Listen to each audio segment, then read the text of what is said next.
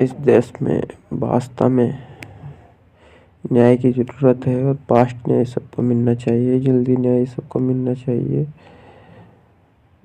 मगर हम जब 2023 संहिता के कुछ प्रावधान जोड़े हैं तो इससे ये ना हो कि बेकसूर को कसूरवार या सज़ा मिल जाए, या अगर किसी बेकसूर को सज़ा होती है तो ये कानून जो कि सही भी है। और हम देख सकते हैं इसमें कि अगर कोई बेकसूर को सज़ा होती है तो कितना दुखद बात है।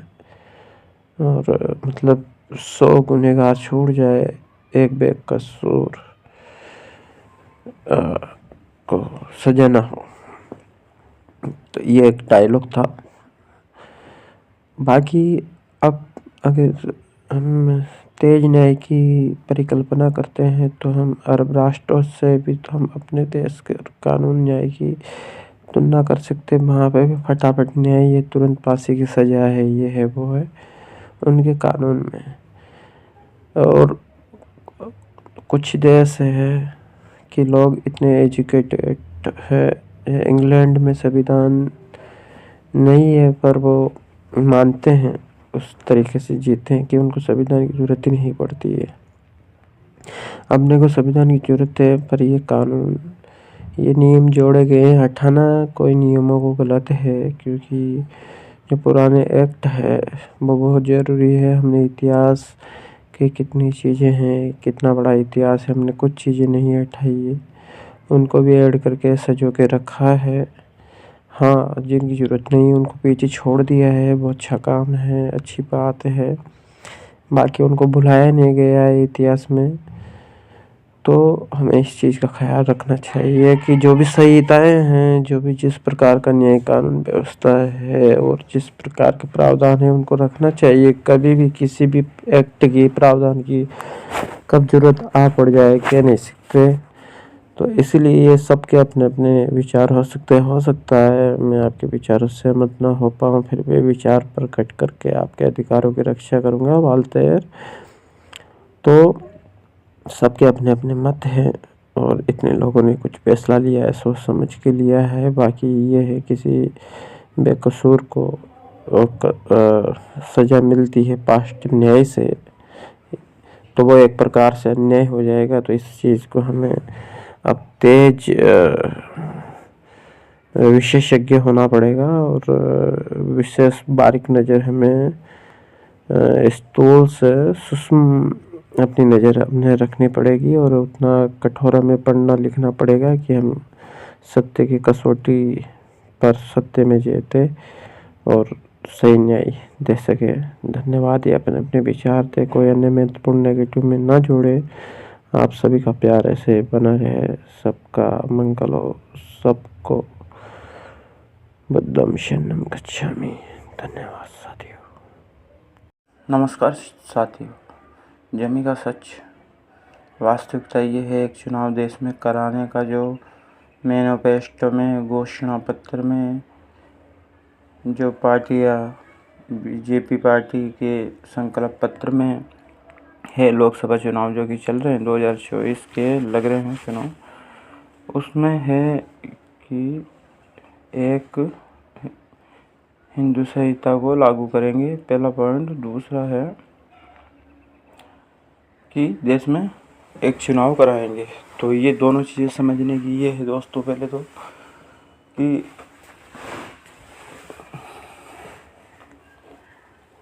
दोनों चीज़ें, ये तो सिर्फ अनुच्छेद है, ठीक है, और वो अनुच्छेद में संशोधन करना है, जो कि लिखा हुआ नहीं है संविधान में कि एक चुनाव कराना है। और ये मूल भाव के, संविधान निर्मात्री सभा के मूल भाव के भी शायद खिलाफ होगा। उनको पता था कि, उनको सब पता था संविधान बनाने वालों ने कि एक चुनाव का पॉलिसी इसमें रखे या नहीं रखे, पर उन्होंने उसको नहीं रखा संविधान में। कहीं पे भी जिक्र नहीं है कि देश में एक चुनाव कराओ। जो कि मैनिफेस्ट जो कि इनके घोषणा पत्र है, जो कि वो है संकल्प पत्र है, इसमें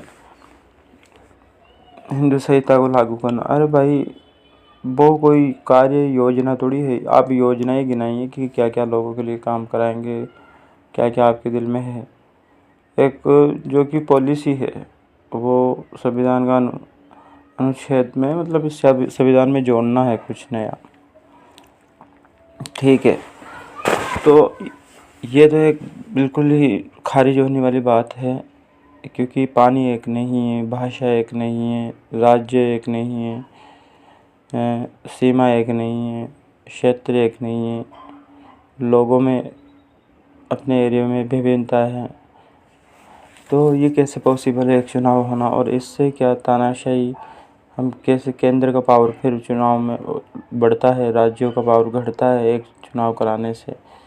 क्योंकि करना गवर्नमेंट का गवर्नमेंट का भरोसा नहीं है ना। वो तो अपनी आर्मी चीफ, अपनी पुलिस भेजेंगे चुनाव करवाने के लिए, फिर अपने स्टेटों का जो चुनाव विभाग है तो उनका वैल्यू घटता है, उनका कोई काम नहीं रह जाता है। अगर केंद्र चुनाव कराएगी तो स्टेट में, और स्टेट का पावर घटता है हर प्रकार से। तो एक चुनाव, इसको अभी विचाराधीन छोड़ देना चाहिए 2030 तक। इस मुद्दे को, जो कि मैनिफेस्टो में मुद्दे को भी जोड़ा गया है, ये अलग एक डिबेटल, मतलब मंत्रिमंडल ने फैसला लिया है, तो वो पूरी केंद्र नहीं है और पूरा कानून उसके अंडर में नहीं आता है। इसके अलावा विधानसभाएं हैं, राज्यसभाएं हैं, प्रशासनिक विभाग हैं, राष्ट्रपति है, तो हर पूरा प्रोसेस है, इससे गुजरना होगा। बाकी कोर्ट को भी ऐसे फैसले अभी बहुत सोचने की ज़रूरत है। एक चुनाव और हिंदू संहिता जैसे एक्ट पे, जो कि ये पॉलिसी मैनिफेस्टो में जोड़े हुए हैं, जो कि जोड़ना नहीं चाहिए। नियम तो ये कहता है कि आप सिर्फ योजनाएं बताइए या अपना प्लान जो कि है, क्या पॉलिसी है, पॉलिसी बताइए, ना कि ये बताइए कि आप कि एक चुनाव कराएंगे। एक चुनाव कराने का मतलब है भाई, काफ़ी सारी चीज़ें भी सोचने की हो जाएगी, काफ़ी सारे पक्ष हैं इसमें। तो एक चुनाव मैनिफेस्टो में होना ये बड़ा सोचने का विषय है, जो कि इनके संकल्प पत्र में ये अलग चीज़ है। इसमें योजनाओं की तो बात ही नहीं हुई कि क्या काम करवाना है क्या नहीं लोगों के लिए। देश में सन्नाटा छा जाता है एक चुनाव होने से, और एक चुनाव होगा तब फिर विषय नहीं रहेगा चुनाव खुद में, और चुनाव होना विषय नहीं रहेगा और लोग जागरूक नहीं हो पाएंगे। लोग वैसे गुलामशाही की ओर अंधभक्त और अचेतन होते जाएंगे और इस विषय से दूर हो जाएंगे, जो कि लोग अभी तक जागरूक नहीं हैं चुनाव को लेके। आपको भी पता है, डाटा आपके सामने निकलते हैं, ये रिपोर्ट से आती हैं, उनको देखा जाना चाहिए कि कितने प्रतिशत वोट गिरे हैं, कितने प्रतिशत लोग जागरूक हुए हैं। तो इसी आधार पर एक चुनाव होने से देश को बहुत बड़ा घाटा हो सकता है। इसको विचाराधीन छोड़ा जाए इस फैसले को, और कम से कम आप अपने जो कि कहिए घोषणा पत्र है, संकल्प पत्र है, इसमें किसान का सम्मान, ऐसे टाइटल और गरीब की सेवा, इसमें बिंदु भी नीचे हैं, काफ़ी सारे बिंदु है जो पढ़ तो ले इसको, पर ये बातें कब तक बातें रहेगी या कल्पना वास्तविकता में बदलेगी। तो गरीबी धरातल पे जमीन पे जीने वाले लोग हैं, तो गरीबी दूर हुई नहीं। बाकी बजट देश, हमने बीजेपी को हवाले 10 साल हो गए करा हुआ है सब कुछ, तो 10 साल में और उससे पूर्व विकास तो हुआ है, देश का बजट घटा बढ़ा भी है, नए नए नियम कायदे बने हैं, लोग नए युग में प्रवेश कर रहे हैं, किए हैं, करेंगे, करते रहेंगे और हम जिम्मेदारी देते रहेंगे, जो कि पब्लिक कहलाती है, जनता कहलाती है। जनता जनार्दन होती है, जनता का डंका जिधर बजता है उधर ही गवर्नमेंटें भागा करती है, उधर ही काम किया होता है। तो इसी आधार पर काफ़ी सारी बातें हैं जो कि है एक चुनाव होना मतलब आप स्टेट के मर्म को मार देंगे, इतनी व्यवस्थाएं डगमगा जाएगी, इतनी तिथियां बदली जाएंगी, इतने डॉक्यूमेंट। तो ये है। बाकी एक अगर फिर 28 राज्यों का जो कल्चर है सुनने में आता है, उस स्टेट में चुनाव हो रहा है, इसमें हो रहा है और उसमें, तो लोगों में एक्साइटमेंट रहता है नतीजों को देखने के लिए और उससे जनता सीखती है, उसके लिए पढ़ती है कि इसने क्या क्या काम करवाया, क्या क्या नहीं है, कौन जीता है, क्यों जीता है, इसका बैकग्राउंड क्या था, आगे भविष्य को लेके क्या प्लानिंग है।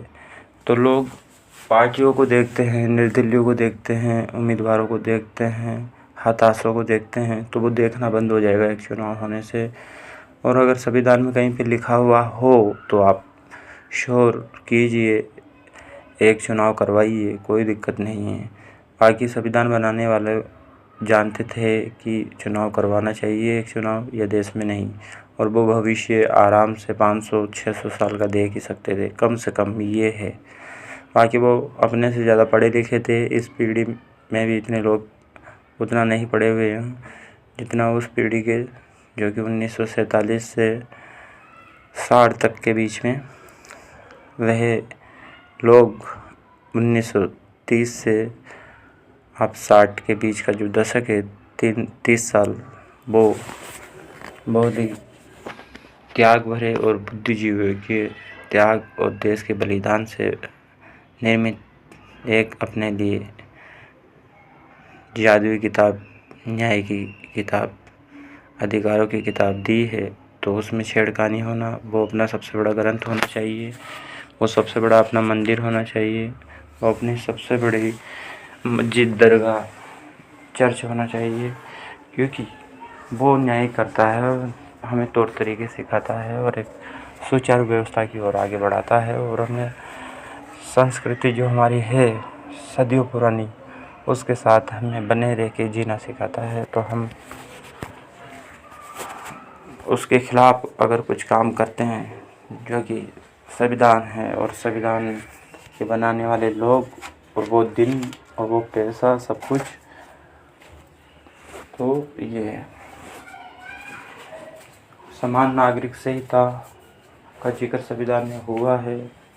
उस संहिता 370 का आपने 3 तलाक का फैसला लिया, कुछ तो मतलब सही है और कुछ काम आपके, और कुछ एक्ट और कुछ फैसला लेना कुछ गलत है। पूरे तो हम गलत कह नहीं सकते, काम भी करवाया है लगभग बीजेपी ने, और कांग्रेस भी करवाई है और पार्टियां भी करवाई हैं, लोगों ने भी करवाए हैं, खुदों ने भी करवाए हैं, निजियों ने भी करवाए हैं, काम सबने, योगदान सबने दिया है।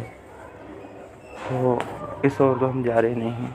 बाकी कुछ नीतियां हैं जो कि हम वर्तमान लोगों पे छोड़ते हैं, देश के विशेषज्ञों पर, जो कि ये आगे का भविष्य निर्मित और आगे का समाज, देश, दुनिया निर्मित करेंगे और भारत को एक